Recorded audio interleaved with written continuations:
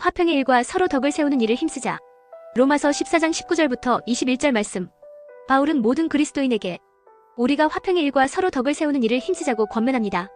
그리스도인은 하나님 나라의 본질인 성령 안에서 의와 평강과 희락으로서 그리스도를 섬기는 자입니다. 이에 따라 바울은 그리스도인들에게 이 평강에 대해 권면하는 것입니다. 그리스도인은 모든 사람과의 평화를 추구해야 하지만 특히 그리스도인과의 평화를 힘써야 합니다. 그리스도가 교회인 우리의 평화이시기 때문입니다. 이렇게 그리스도인과의 평화를 힘쓰는 것은 서로 덕을 세우는 일로 이어지기 때문에 중요합니다. 서로 덕을 세우는 일은 모든 교회 활동의 궁극적인 목표입니다. 아울러 바울은 교회 안에 강한 자에게 식물을 인하여 하나님의 사업을 무너지게 말라고 권면합니다. 만물이 다 정하되 거리낌으로 먹는 사람에게는 악하니라 해서 만물이 다 정하되라는 말은 강한 자의 자유를 나타냅니다. 거리낌으로 먹는 사람에게는 악하니라 해서 거리낌은 로마서 14장 13절에 부딪힐 것으로 번역된 말과 같습니다. 따라서 거리낌으로 먹는 사람은 약한 자를 의미하는 것이 아니라 먹음으로써 남에게 부딪힐 것이 되는 사람으로 강한 자를 의미합니다. 그래서 바울은 강한 자가 어떻게 해야 할까에 대해서 이렇게 말합니다.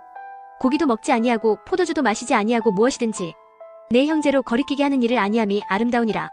이것은 로마서 14장 13절에서 권면한 내용과 일치하며 강한 자의 자유는 약한 자에게 부딪힐 것이나 거칠 것이 된다면 제한되어야 한다는 의미입니다.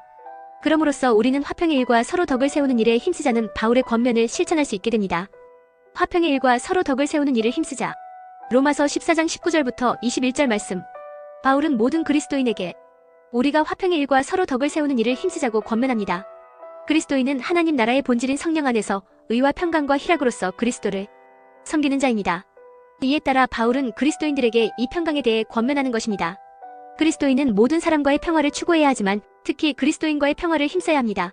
그리스도가 교회인 우리의 평화이시기 때문입니다. 이렇게 그리스도인과의 평화를 힘쓰는 것은 서로 덕을 세우는 일로 이어지기 때문에 중요합니다. 서로 덕을 세우는 일은 모든 교회 활동의 궁극적인 목표입니다. 아울러 바울은 교회 안에 강한 자에게 식물을 인하여 하나님의 사업을 무너지게 말라고 권면합니다. 만물이 다 정하되 거리낌으로 먹는 사람에게는 악하니라 해서 만물이 다 정하되라는 말은 강한 자의 자유를 나타냅니다. 거리낌으로 먹는 사람에게는 악하니라 해서 거리낌은 로마서 14장 13절에 부딪힐 것으로 번역된 말과 같습니다.